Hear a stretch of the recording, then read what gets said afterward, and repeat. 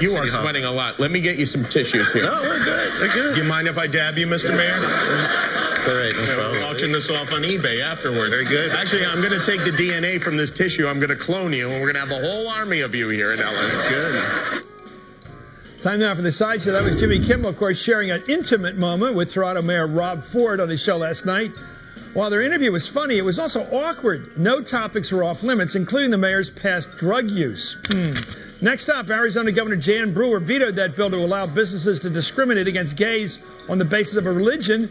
But Iowa Congressman Steve King is still defending that law. Why? King says that sexual orientation is what he calls self-professed behavior. And therefore, he says, business owners might not know just who they can or cannot discriminate against. It's clear in the civil rights section of the code that you can't discriminate against people based upon, I'm not sure I've got the list right, but race, creed, religion, color of skin, those kind of things. And there's nothing mentioned in there on self-professed behavior. The one thing that I reference when I say self-professed is, how do you know who to discriminate against? They about have to tell you. And, are they then setting up a case? And is this about bringing a grievance, or is it actually about a service that they'd like to have?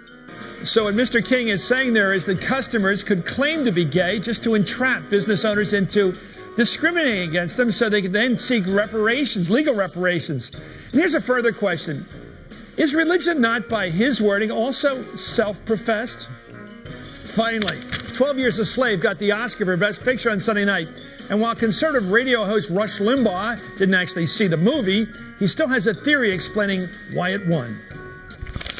There's no way that movie was not going to win.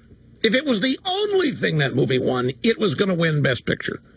There was no way. It didn't matter if it was good or bad. I haven't seen it. It was going to win. It had the magic word in the title, slave. Slavery.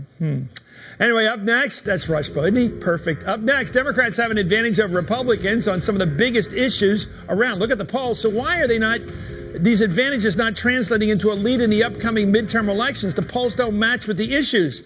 Now, it's only 8 months away, these elections. You're watching Hardball, a place for politics.